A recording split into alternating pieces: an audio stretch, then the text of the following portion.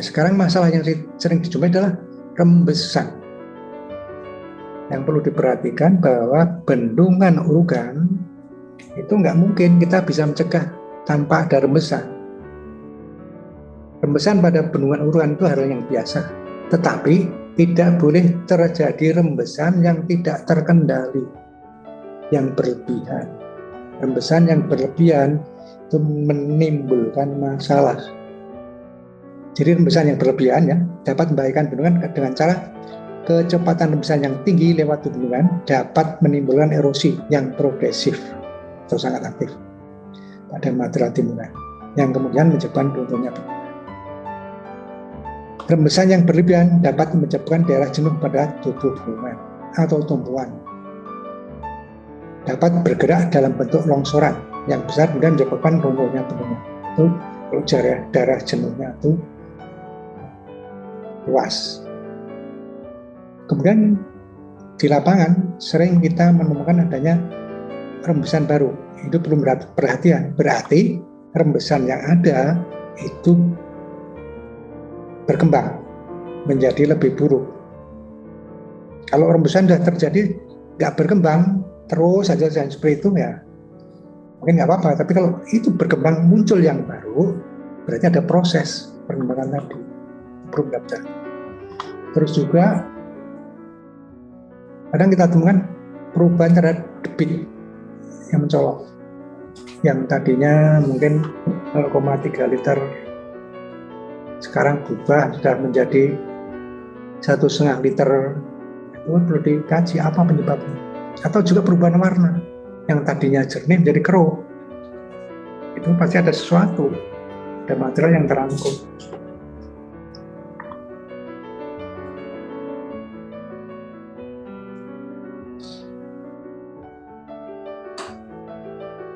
Nah, waktu pemeriksaan lapangan, kita tuh sering menemukan masalah yang berikut. Rembesan yang keluar dari satu titik. Rembesan hal yang biasa, tapi keluar satu titik. Itu berpotensi menimbulkan piping. Karena terpusat. Dia keluar dari satu titik. Kemudian, rembesan yang perlu diperhatikan adalah rembesan yang keluar dari melalui retakan. Bisa retakan dari lereng gunungan, retakan dari beton, itu perlu mendapat perhatian. Terus juga rembesan yang keluar dalam bentuk sembulan di fondasi atau semboil. Nanti kita beri contoh semboil seperti apa. Terus rembesan yang keluar dari titik di dekat bangunan pengeluaran. Tadi saya sebutkan di gambar tadi, kadang-kadang keluar di kiri kanan outlet tadi. Itu biasanya ada rembesan yang terkonsentrasi di pipa outletnya. Terus ada rembesan dalam bentuk bocoran yang keluar lewat drainase bawah pelimpah. Di bawah limpah ada biasanya kita ada subdrain. Nah, subdrain kadang-kadang membawa bocoran dari bersumber dari waduk. Bisa terjadi. Kemudian juga rembesan yang keluar dari sambungan konstruksi, sambungan antara lapisan pengecoran konstruksi. Bisa juga sambungan kontraksi karena meter stopnya sobek, kadang-kadang terjadi juga. Bisa juga rembesan yang terjadi pada bidang kontak dengan tebing tumpuan atau groin. Itu ada masalah di tumpuan. Nah, problem-problem tersebut di atas dapat disebabkan oleh tekanan air waduk, aktivitas binatang penguat, pelaksanaan konstruksi yang tidak baik, penyusutan material urugan, penurunan di dalam urugan atau fondasi, bagian dalam pipa, pengeluaran yang pecah, retakan, dan kekar dalam formasi geologi, terdapat lapisan kerikil atau pasir, dan drainase tidak memadai sehingga menyebabkan air mengumpul di belakang struktur. Ini kita kembali pada sedikit teori mengenai pengendalian rembesan. Bendungan mungkin ini ya, kalau tingginya kurang 15 meter, itu rembesan yang terjadi itu cukup dikendalikan dengan ini. Two drain. Nah, two drain tujuannya adalah menurunkan garis phreatik supaya tidak muncul di sini. Kalau tidak ada two drain, dia akan muncul di lereng. Nah, ini masalah. Kalau udah muncul di lereng, lerengnya basah, kuat gesernya turun, gamanya semakin membesar, itu dapat terjadi longsor. Dapat juga memicu piping, sehingga ini harus diturunkan. Ya, jarak yang aman standar kita adalah ini 1 meter antara lereng sama garis freatik, ini 1 meter. Kalau bendungannya itu lebih tinggi lagi, di atas 15 meter ke 25, itu drainnya nggak cukup, dia masih akan nongol ke lereng hilir. Nah, ini perlu diturunkan lagi, tuh drainnya tarik ke depan menjadi horizontal drain, sehingga garis rembesan tetap turun, tidak muncul di lereng hilir. Nah, kalau bendungan kita tinggi, di atas 25, horizontal drain nggak cukup, nanti dia akan tetap lari ke lereng. Nah, supaya tidak lari ke lereng, kita naikkan, inilah namanya chimney drain. Untuk memotong garis ini supaya tidak, kalau chimney drain terlalu rendah, dia akan loncat, maka chimney drain harus cukup tinggi. Fungsinya memotong ini garis freatik, nanti masuk ke sini, tampung, masuk pinot. Ini prinsip pengendalian rembesan. Nah, kalau drainnya itu buntu, ini bisa naik keluar, atau ini buntu naik keluar sana, mengakibatkan stabilitasnya turun, terjadi longsoran. Nah, ini contoh bendungan tidak ada sistem drainasinya. Kalau ada tuh drain di sini, dia akan turun ke sana. Tapi karena nggak ada, dia muncul di lereng. Akibatnya di sini terjadi rembesan. Nah, rembesan bisa juga terjadi lewat pondasi muncul di lir. Nah, yang muncul di lir itu kalau pondasinya pasir, kadang menimbulkan sand boil. Kalau ini daerah pondasinya ini lebih porus, di bagian atasnya itu kedap, terjadi uplift. Jadi uplift itu juga bisa terjadi di bendungan urugan. Kalau perlapisan pondasinya di atas lebih kedap, di bawah lebih porus, itu bisa terjadi uplift di kakinya sini.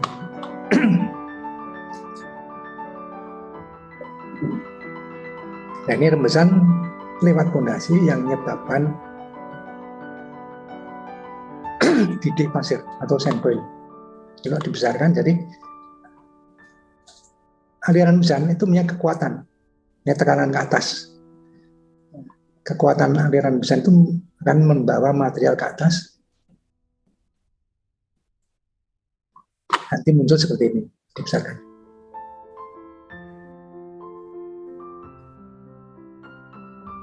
Nah, ini contoh fotonya seperti ini. Jadi keluar bawa material. Nah, ini ngatasinya, tekanan dari air rembesan dilawan dengan air lagi. Kita bikin kantong pasir sekelilingnya, kantong pasir untuk membuat kolam. Tekanan air di kolam yang kita buat itu melawan tekanan aliran rembesan, sehingga dia tidak punya energi untuk membawa material. Aliran rembesan, sand boil juga. Nah, seperti ini. Contohnya untuk melawan aliran rembesan. Ini penyelesaian sementara.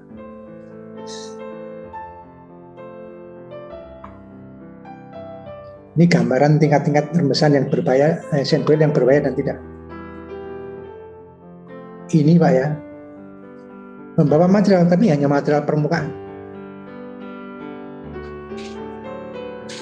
Ini material permukaan, yang ini balik ya. Ini hanya material permukaan, ini material fondasi bawah, ini material permukaan. Nah, seperti ini tidak terlalu masalah, tapi kalau material permukaan juga terbawa, bawah juga terbawa, ini mulai menimbulkan masalah. Kalau material fondasi yang di bawah terbawa ke atas semuanya, ini masalah besar. Jadi ini ada tingkat-tingkatannya. Jadi kalau tingkat kondisi darurat pun, ini mungkin waspada, ini siaga, ini awas.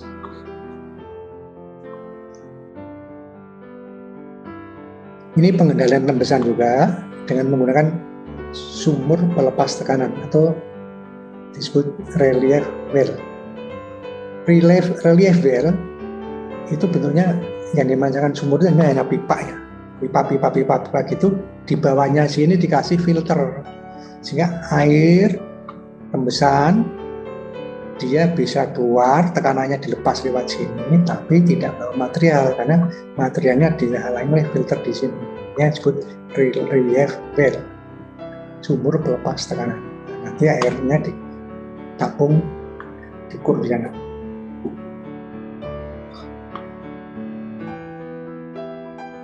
Ini biasanya terjadi pada pondasi-pondasi yang poros, pondasi pasir gitu.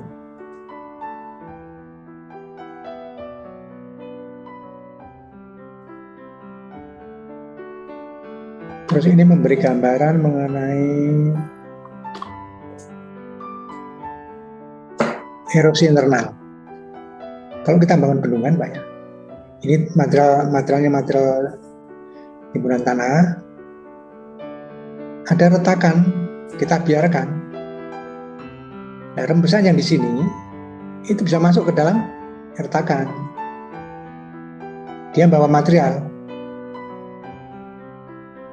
Ini disebut erosi internal, tapi ini di sini disebut piping.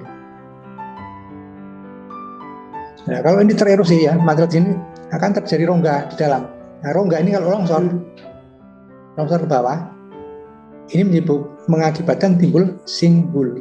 Nah, singgul itu terjadi karena adanya erosi di dalam tanah, apakah tanah timbunan atau tanah fondasi, yang kemudian ini longsor ke dalam. Itu namanya singgul atau lubang benang.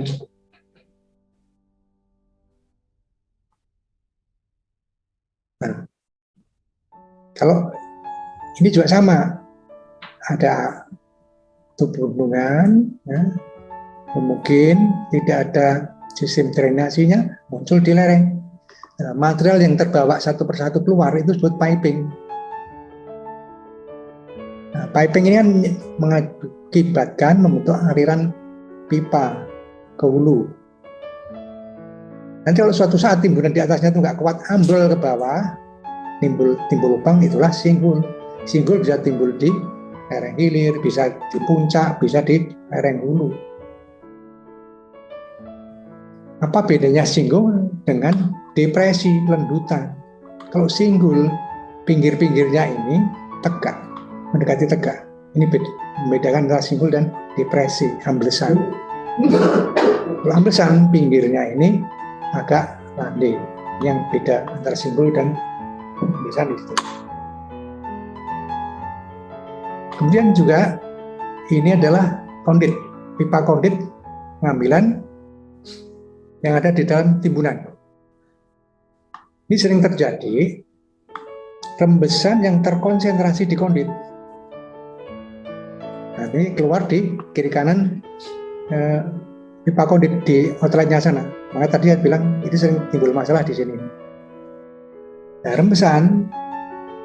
problem rembesan juga bisa terjadi pada bidang kontak antara timbunan atau bendungan dengan fondasinya. Karena lekatannya kurang bagus. Mungkin dulu persiapan fondasinya juga service reshapingnya kurang bagus, bisa ada celah di sini, di bawah sini, ini bisa dilalui rembesan. Bisa juga lewat bendungan, di saat di sini ada material, terbawa material yang kurang bagus, ada layer yang agak porus, bisa muncul dilir lewat material yang kurang bagus. Nah, inilah berbagai problem rembesan, dan tidak hanya ini, nanti masih banyak lagi problem rembesan itu. Ini contoh gambarannya dengan 3 dimensi, kalau tadi 2 dimensi.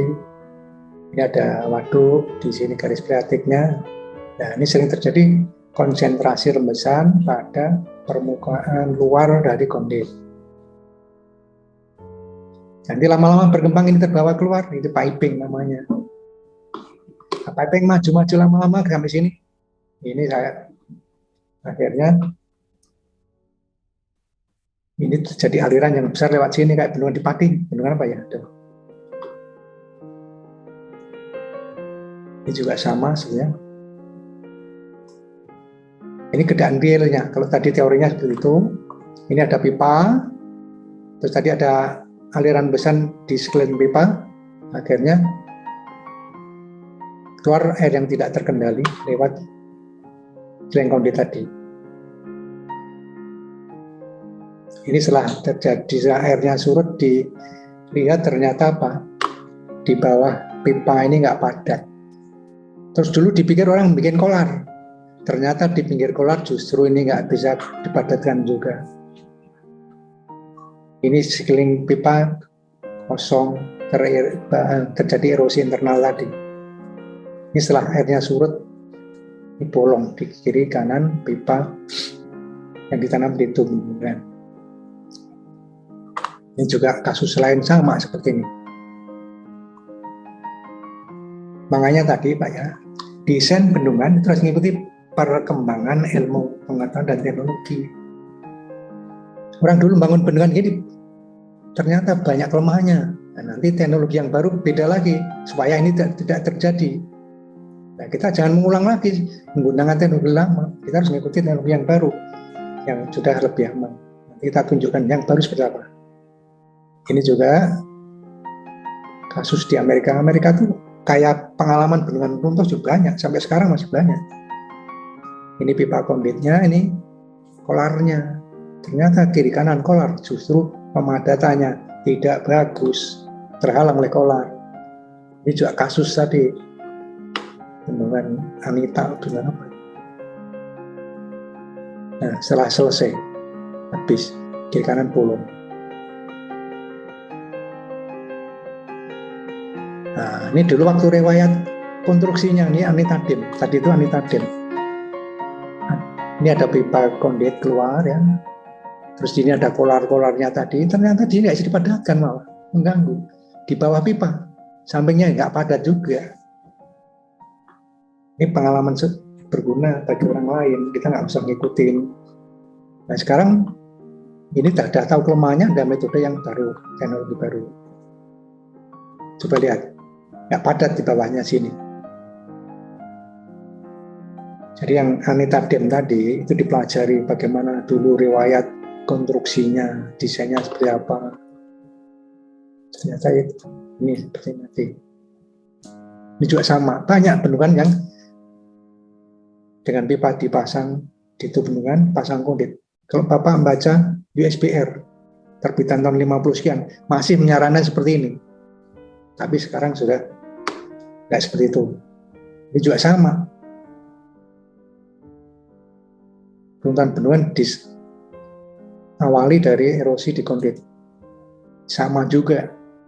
Jadi kejadian tidak hanya 1, 2, banyak. Ini teknologi yang baru seperti ini. Jadi kalau kita nanam pipa di itu bendungan, harus diselimuti beton dibentuk seperti ini. Jadi ini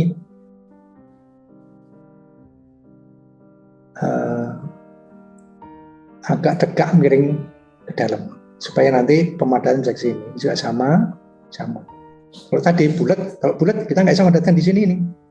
Nah sekarang ini diisi beton. Nah ini kalau di Indonesia ini hanya kita tidak sarankan di bendungan, hanya mau pakai silakan di embung-embung. Tapi kalau di bendungan kita sarankan selalu embed di tenggelam. Nah ini tadi ya, ini kalau bulat di sini nggak padat, pemecahnya dibuat bentuk ini, untuk huruf D yang terbalik yang dilebarkan di bawahnya. Waktu nimbun ini dikasih kemiringan 16. Nanti tekanan pemadatan itu akan tekan ke dinding. Ini teknologi yang baru mengatasi tadi bocoran lewat sekeliling kondit. Nah, piping pada tubuh bendungan itu bisa terjadi atau mekanismenya lewat timbunan. Kalau ini tubuh bendungan ya, ini waduknya, ini daerah freatik lainnya ini basah, ini kering. Nah, material dari bendungan itu bisa, karena di sini nggak ada saringan, terbawa keluar piping lewat sini. Nanti lama-lama mengembang ke hulu. Nah, proses ini biar juga terjadi seperti ini lewat K-trend. Makanya kita selalu kalau kajian kita tanyakan, ini bagaimana pondasinya di hilir K-trend ini? Apakah ini bisa berfungsi sebagai filter? Tidak. Tidak bisa berfungsi sebagai filter. Kita harus pasang filter di sini, atau ini dikasang plat beton sehingga tidak ada rembesan masuk sana.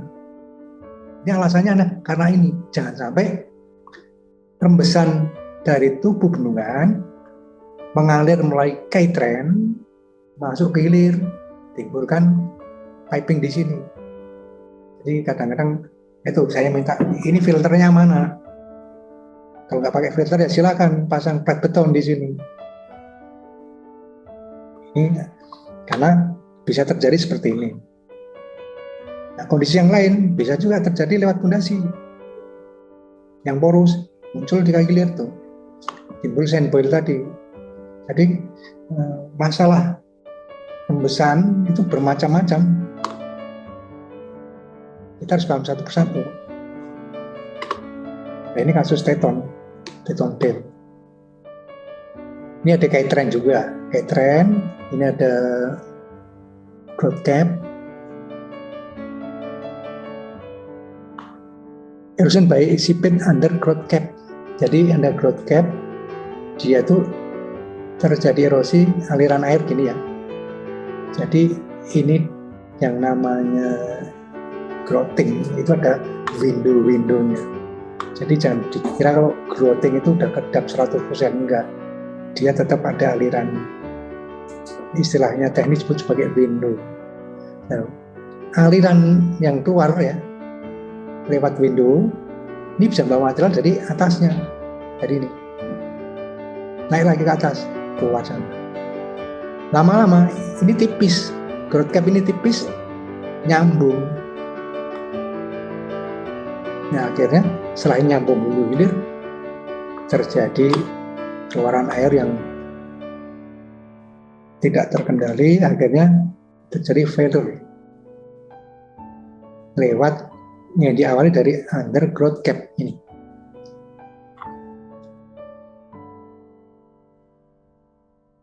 Kalau ini kasusnya lewat, kalau tadi under growth cap, ini lewat di atasnya growth cap. Nanti dilihat, dia mati sendiri di rumah. Ini permasalahan yang sering dijumpai juga pada masalah erosi. Ini tubuh bendungan seperti ini ada galian, sini ada bangku. Tadi sudah kita jelaskan. Nah, di sini akan terjadi differential settlement. Akibat differential settlement bisa terjadi rekah hidrolik, bisa terjadi arcing, berkembang rekah hidrolik, terus bisa retak ke atas. Nanti ini muncul di permukaan. Jadi retakan yang di atas itu hanya indikasi masalah, masalahnya di pondasi. Jadi apa yang kita lihat di lapangan sering itu hanya merupakan indikasi masalah. Tapi masalah sesungguhnya ada di dalam tubuh bendungan, ada di pondasi. Itu sering terjadi.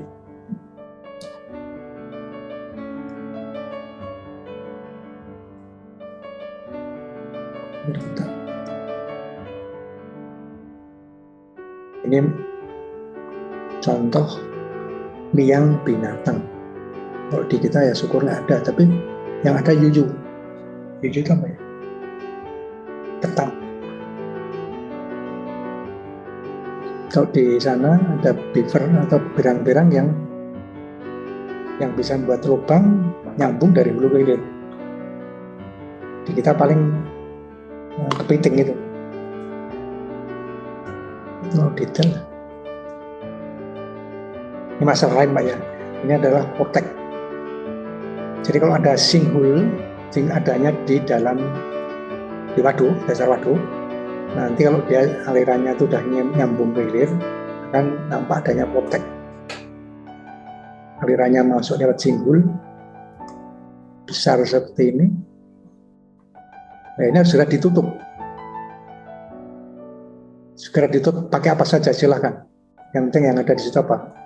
Ini contoh kasus di Amerika, dia punya gravel, gusur dari puncak terus nutup sampai nutup ke singgulnya, akhirnya berhenti.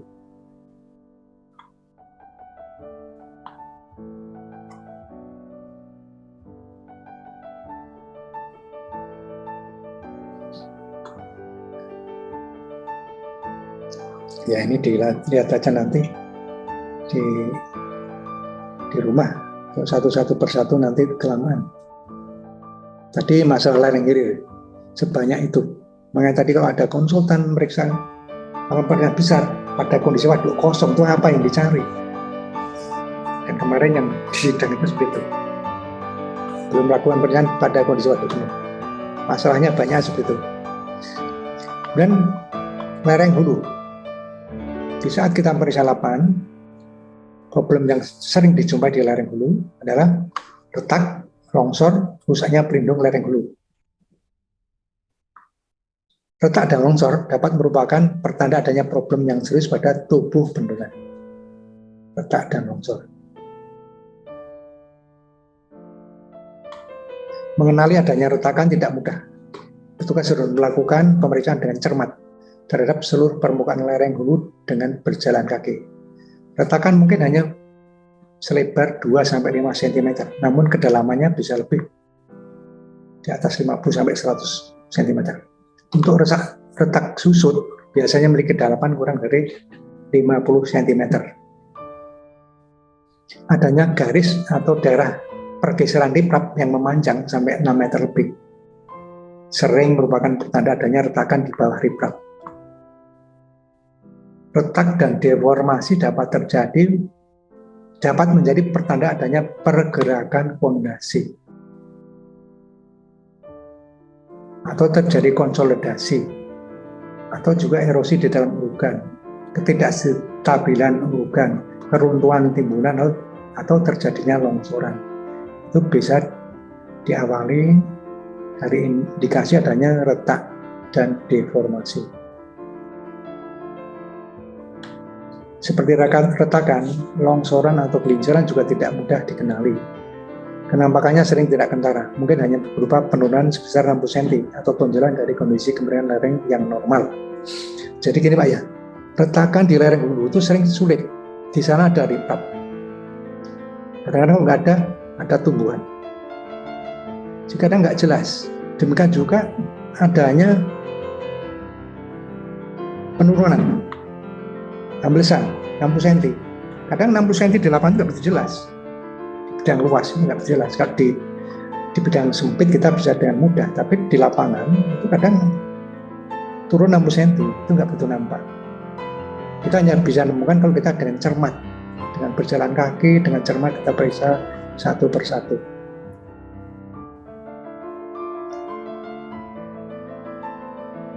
Material pada lereng itu bendungan dan problem yang sering timbul.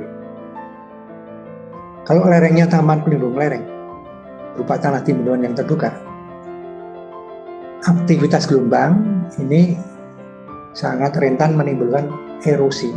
Jadi kalau tipe bendungan urugan, homogen tanpa ada pelindung lereng, kena empasan gelombang itu mudah tererosi. Nah, tubuh bendungan seperti itu yang tidak ada pelindungnya itu hanya cocok untuk bendungan-bendungan kecil dengan lereng yang landai agar tidak terjadi erosi. Nah, problem bendungan yang seperti itu adalah retak, longsor, lubang benam, erosi, penurunan, dan tumbuh-tumbuhan. Kemudian problem pada riprap itu bisa rusak terlepasnya riprap dikarenakan pelapukan, bisa karena pergeseran riprap.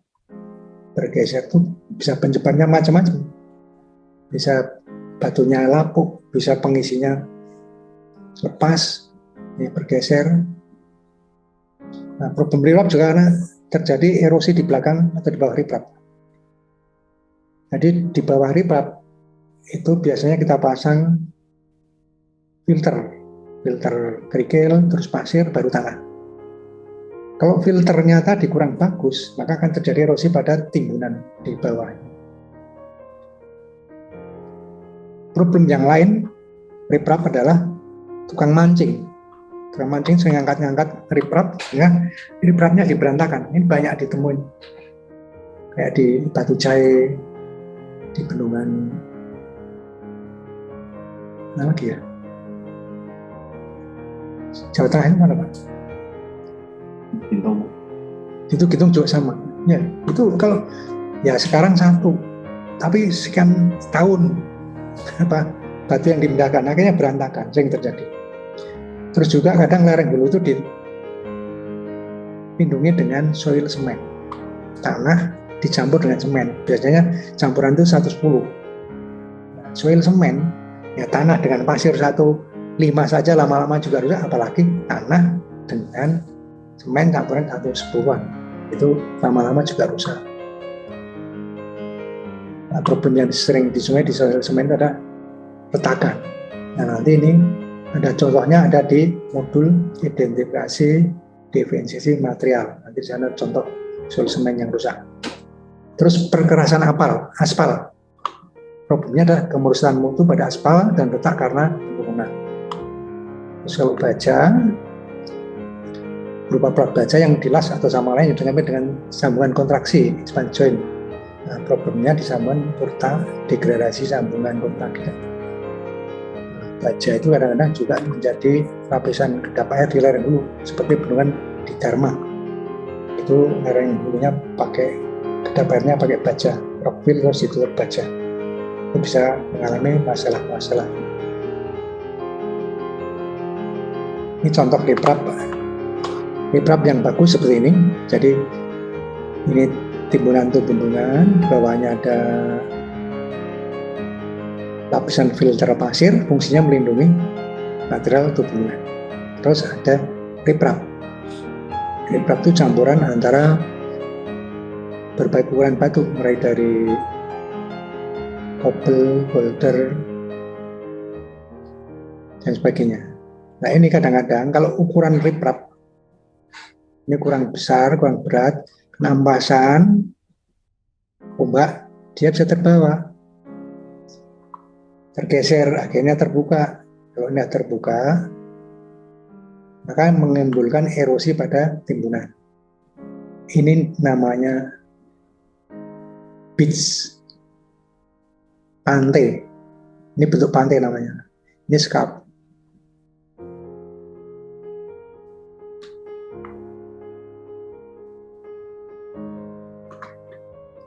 Ini lereng hulu yang dilindungi dengan beton. Waktu kita meriksa kondisi lereng hulu, kalau di bawahnya ini kosong, kita pukulkan bunyi dung-dung-dung gitu.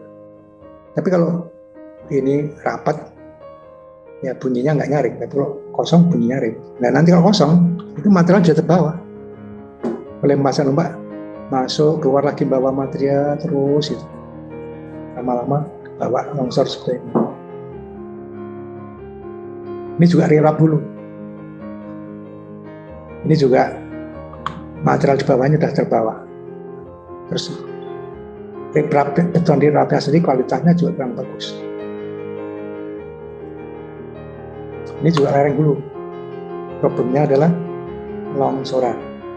Longsoran dalam bentuk lengkung, ini disebut crown.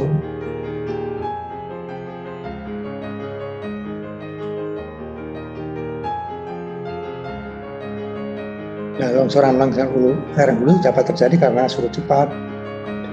Ini after rapid drawdown. Jadi bendungan yang tidak aman karena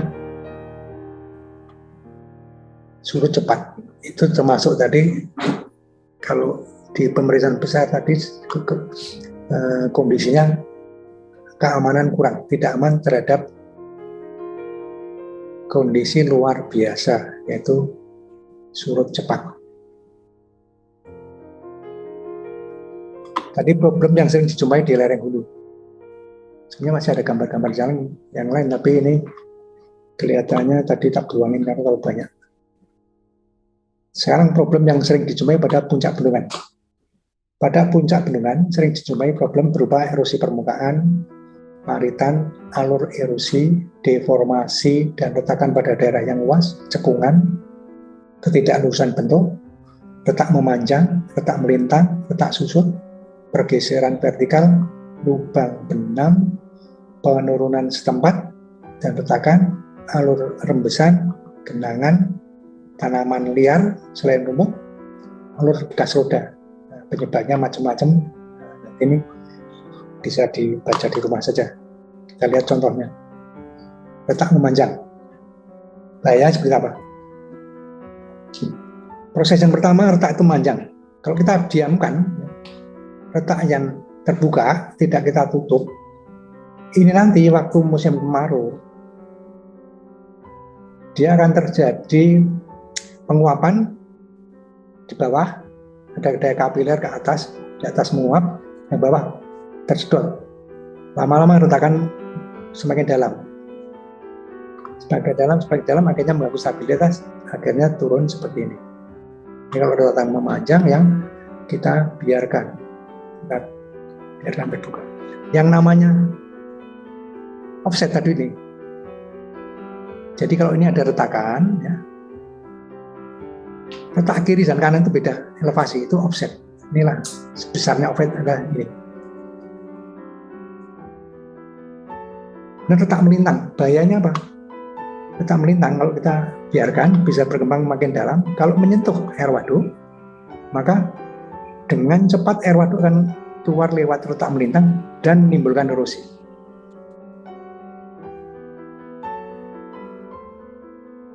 Kalau ini sudah menyentuh air waduk sangat berbahaya sekali, sehingga kita harus mencegah jangan sampai retakan ini menyentuh air waduk. Begitu Anda harus segera ditangani. Dan retakan di puncak bendungan, kira-kira apa sebabnya? Ini retakan dekat tumpuan kiri, tumpuan kanan. Ini penyebabnya adalah perbedaan penurunan. Di dekat tumpuan, penurunannya relatif kecil, tapi begitu masuk ke tengah, penurunannya besar. Ya, itu memicu terjadinya retakan pada tumpuan kiri dan kanan. Kalau kasus berikutnya, ini tadi ada ganggu bentuk datar. Ini juga terjadi perbedaan settlement yang besar, itu memicu terjadinya retakan pada puncak. Nah, di dalam sini ini ada peristiwa arcing, ada hydraulic fracturing. Ini juga kasus retakan di dekat tumpuan, tapi penyebabnya beda lagi. Retakannya sama, tapi penyebabnya bisa berbeda-beda. Kalau yang kasus yang ini adalah di bagian bawah pondasi tubuh gunungan itu ada material yang kompresibel, ambles. Galiannya agak landai, cukup landai, tapi karena material yang di tengah ambles, maka ini kan yang bagian tengah turun, yang pinggir turunnya sedikit, akhirnya retak. Nah, untuk bisa mengetahui penyebab retakan ini, kita harus melihat kembali laporan pelaksanaan konstruksi. Makanya tadi bahwa kita harus mempelajari dokumen bendungan itu untuk menilai, mengetahui kemana adanya indikasi masalah, potensi masalah, dan kemudian juga melakukan evaluasi apa penyebabnya masalah tadi. Itu hanya bisa kalau seperti ini dari riwayat pelaksanaan konstruksinya. Ini juga sama-sama retak memanjang, ya kasusnya berbeda. Kasusnya ini pada bidang perbatasan zona timbunan. Nah, masing-masing timbunan ya, intinya dipadatkan bagus. Kemudian yang shoulder yang luar ini kurang. Dia merupakan timbunan batu yang hanya didamping saja tanpa pemadatan. Intinya turunnya sedikit, yang shoulder tidak dipadatkan, turun banyak, akhirnya retak di sini. Lalu dilihat dari puncak, dari atas seperti ini bentuknya. Jadi penyebab retakan itu banyak sekali. Sama. bendungan Urukan mungkin ya kecenderungannya perubahan bentuk seperti ini. Bentuk aslinya waktu konstruksi bentuk trapesium. Setelah berumur, dia akan cenderung ambles, disertai bagian atas itu menjadi lebih terjal dan menggelembung di bagian kaki. Ini kecenderungan bendungan Urukan prosesnya seperti ini, amblesannya. Nah, nanti di sini terjadi settlement. Akibat penurunan tadi, freeboard kita bisa berkurang.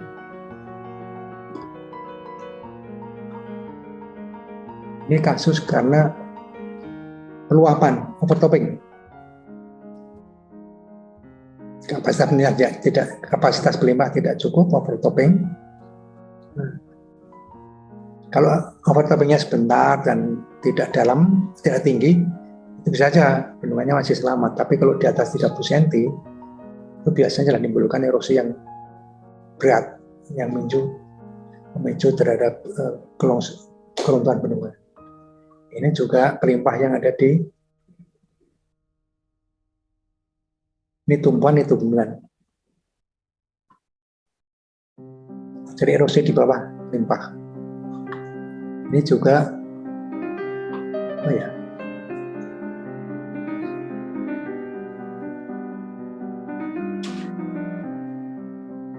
contoh satu keruntuhan bendungan juga ini. Kadang-kadang juga keruntuhan bendungan terjadi karena adanya likuifaksi. Likuifaksi itu akan terjadi pada pasir yang loose. Jadi kalau pasir yang loose seperti ini, yang tidak padat, masing-masing butir ini renggang, diisi oleh air. Di saat terjadi gempa, kalau di bawahnya ada air itu akan nembus ke atas. Pasir itu semuanya tidak bersinggungan satu sama lain, tapi ada diliputi air. Akhirnya kuat gesernya turun drastis, akhirnya terjadi keruntuhan. Itu proses likuifaksi begitu. Harus ada airnya, ada guncangannya, ada material pasir yang kurang padat. Itu potensi likuifaksinya besar.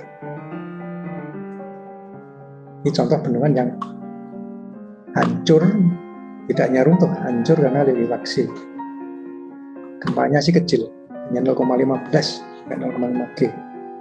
Santa Barbara. Ini juga bendungan yang likuifaksi, magnitudo 7,6 di India.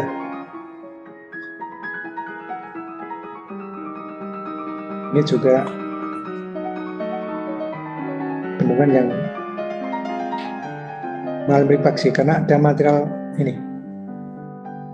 aluvial yang tidak dibuang habis, hanya sebagian aja, tapi sudah menyebabkan likuifaksi, bendungannya rusak parah. Bendungan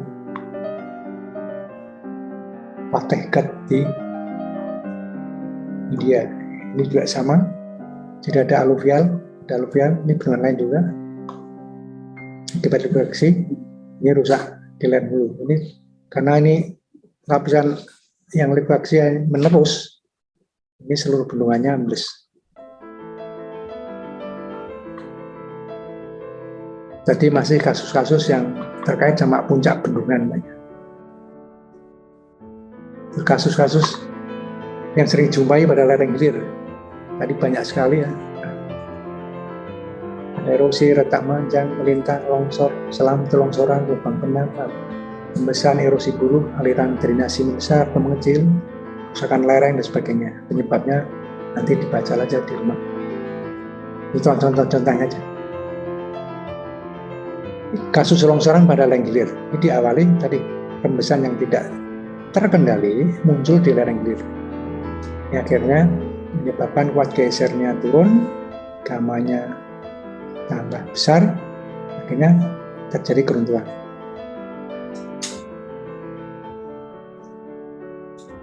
Kasus yang lain, ini keruntuhan yang besar, yang sampai puncak bendungannya sudah terbawa. Kalau di RTD ini tidak masuk dalam tingkat awas. Ini erosi di samping dinding pelimpah. Ini liang binatang di samping saluran. Nah, tadi pohon-pohon Pak ya. Pohon-pohon di lereng hilir itu akibatnya ini pohonnya itu sangat akar-akarnya itu kan mencari air, dia akan mengarah ke waduk. Nanti kalau udah ini timbunannya sudah banyak diisi akar, itu mudah sekali tererosi. Nanti ada contoh lagi yang lebih parah lagi, sudah sampai loh. Ini lereng hilir yang tidak dilindungi, timbul erosi-erosi di permukaannya. Ini puncak bendungan yang banyak ditumbuhi pohon. Ini lereng hilir bendungan yang longsor karena akar-akar yang tumbuh di lereng hilir. Ini bahayanya tadi. Ini juga sama. Bendungan Oregon ini juga rusak parah karena ada pepohonan dan kemudian timbul erosi. Ini juga sama. Akar-akar ini kan sangat banyak, dia mencari air. Ini mudah sekali tererosi. Ini juga kasus di lereng hilir, terjadi retakan, terjadi longsoran. Ini koronnya. Kalau retakan itu bentuknya lengkung, itu ada kecenderungan dia tuh mengarah ke longsor. Sama juga ini juga, ini lengkung. Ini bergerak.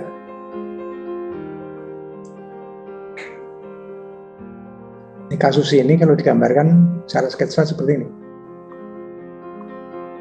Ini scarpnya, ini yang beach-nya. Nah, ini perbaikannya dilakukan dengan digali ke atas ke tanah segar terus timbun kembali ke atas. Perbaikannya. Ini liang binatang. Kadang-kadang liang binatang itu kecil saja, tapi di dalam bisa jadi ini nyambung antara hulu sama hilir, sehingga zona yang barrier atau penghalang air waduk itu tinggal tipis, sangat berbahaya sekali. Ini berbagai kerusakan pada bangunan pengeluaran.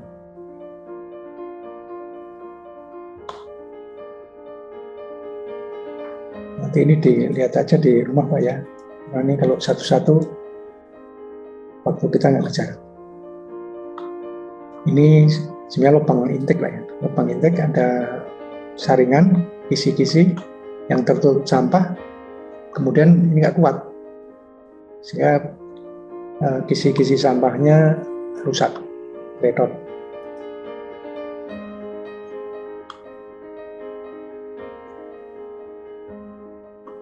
Ini contoh outlet Pak ya, yang muncul aliran rembesan di kiri kanannya.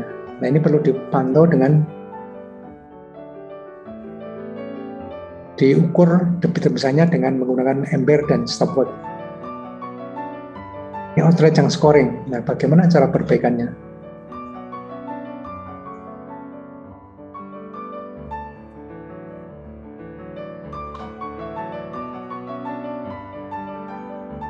Ini tadi outlet tadi ya, ini aslinya ini Pak, rusak seperti ini ya. Bagaimana perbaikannya? Perbaikannya adalah seperti ini. Dipasang dinding beton di sini, terus di bawahnya dikasih pelindung dengan batu-batu. Nah ini kadang juga disebut sebagai batu riprap.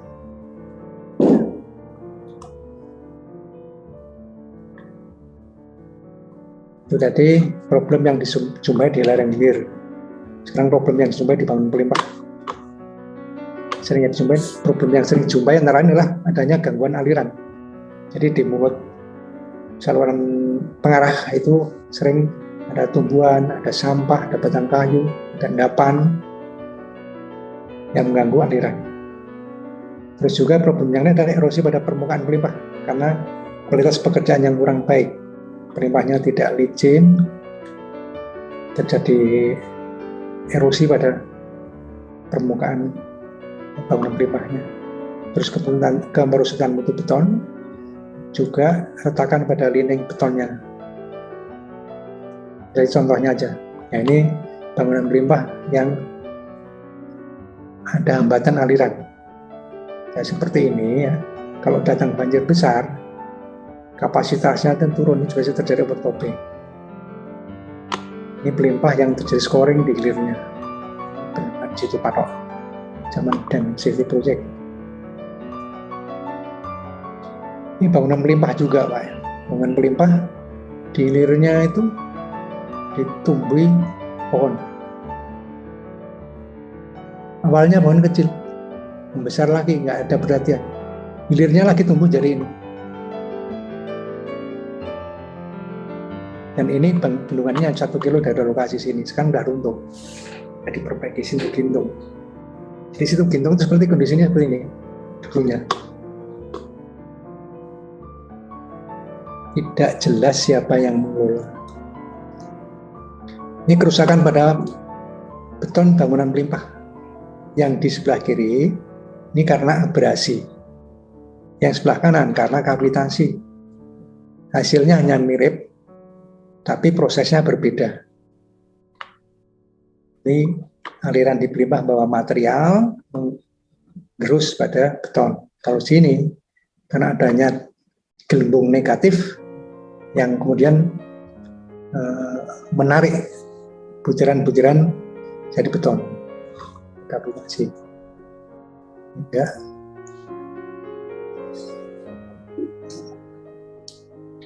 So, ini adalah masalah yang sering dijumpai pada bendungan beton. Yang pertama, pergerakan. Pergerakan pada bendungan beton itu dapat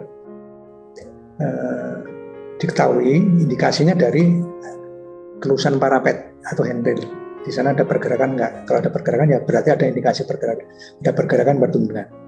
Terus juga pada sambungan kontraksi. Di sambungan kontraksi antara blok-blok beton itu terjadi perbedaan pergerakan atau offset. Kalau ada offset berarti ada yang bergerak di masing-masing blok itu. Terus juga indikasi pergerakan adalah dari adanya ekspansi atau kontraksi yang berlebihan. Kontraksi yang berlebihan ini kadang-kadang menimbulkan spaling, gompel-gompel pada dekat sambungan. Kemudian pada bendungan beton juga perlu diperiksa pada permukaan betonnya, kemudian adanya leaching. Leaching itu terlarutnya material-material kalsit biasanya. Terus kemudian kita juga perlu memeriksa di permukaan kemungkinan adanya kemerusutan mutu. Kemudian juga ada tegangan yang luar biasa. Kalau ada dinding, Pak ya, dinding terus kemudian fondasinya sebagian ambles, itu kan terjadi tegangan yang luar biasa. Terus juga sering terjadi reaksi alkali, reaksi antara agregat dengan semen. Terus juga adanya erosi, kavitasi, vandalisme dan lain sebagainya. Nah, nanti ini akan kita lihat saja gambarannya bendungan beton seperti apa. Ini bendungan beton dalam Bandung. Di sini ada blok-blok, Pak, ada blok sambungan sebetulnya. Nah, kadang-kadang di blok sambungan itu timbul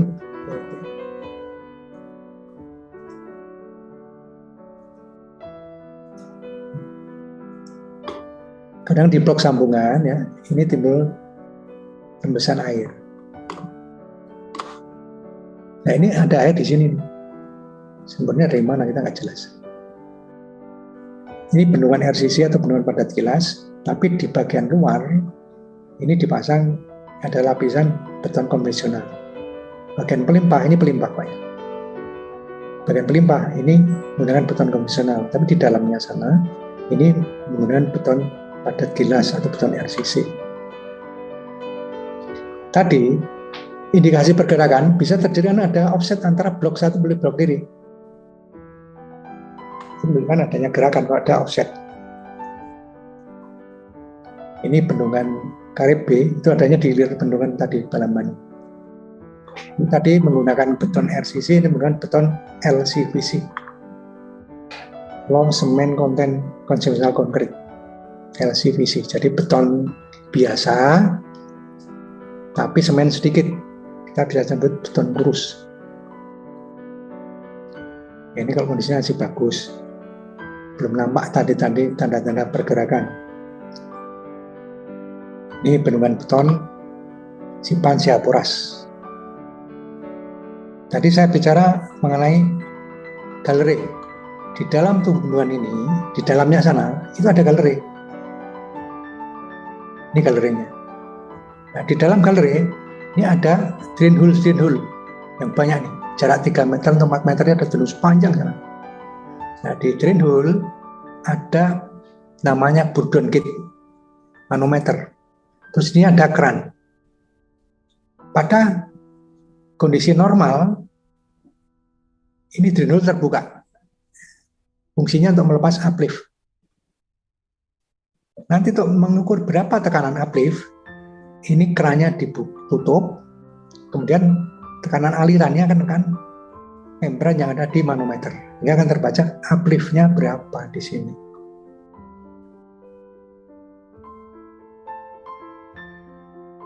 Inilah namanya galeri yang ada di dalam bendungan.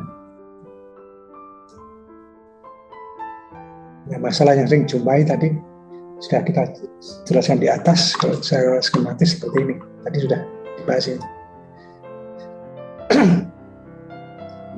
Terus defisiensi beton itu ada 3 macam: letak, tembusan mutu beton, dan catat pada mutukan. Nah, ini nanti akan kita bahas pada modul identifikasi dan definisi material. Di sini tidak kita bahas, nanti di sana bahasnya.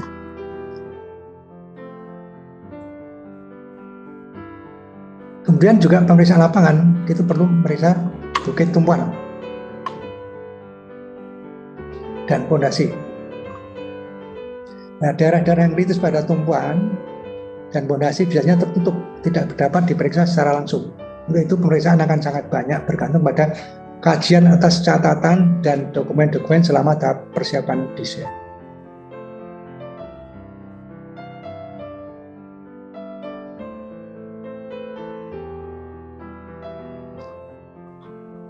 Untuk saat mengkaji data instrumentasi, air tanah dan rembesan, karakteristik asli material fondasi dan bukit tumbuhan, serta catatan semua perubahan yang terjadi selama konstruksi dan pengoperasian harus dievaluasi. Jadi tadi waktu kita mengidentifikasi masalah, tadi kan kita harus mempelajari data-data desain, pelaksanaan konstruksi, dan juga instrumentasi. Dari sana kita lakukan evaluasi untuk mengkaji kemungkinan adanya masalah pada bukit tumbuhan dan fondasi. Pemeriksaan pada bagian hulu bukit tumbuhan dan fondasi biasanya tidak mungkin dilakukan karena adanya air waduk. Kita hanya bisa memeriksa pada bagian hilir bukit tumbuhan, yaitu pada groin, pertemuan antara timbunan sama bukit tumbuhan, untuk melihat kemungkinan adanya rembesan, adanya daerah basah. Itu kita hanya bisa memeriksa di sana, karena di hulu sudah terisi oleh air. Kemudian yang perlu diperiksa lagi adalah pada waduk dan rem waduk. Apa yang perlu kita lihat di sana? Yang perlu kita lihat di waduk dan rem waduk adalah ketidakstabilan lereng, tebing di bukit-bukit sekeliling waduk. Terus kemudian adanya longsoran, adanya bocoran, adanya vortex pada waduk, ada endapan sedimen di muara anak sungai. Jadi di sungai yang masuk waduk, kadang-kadang di pertemuan dengan waduk itu menumpuk sedimen, kadang-kadang menumpuk sampah. Nah, kita bisa meriksa dengan menggunakan drone. Nanti kalau ada masalah, misalnya ada indikasi ketidakstabilan lereng, maka kita perlu mendatangi untuk meriksa secara detail. Ada longsoran juga demikian. Tapi deteksi awal biar praktis kita bisa menggunakan drone. Baru kalau ada indikasi masalah, kita datang ke lokasi untuk mendetailkan permasalahan yang ada.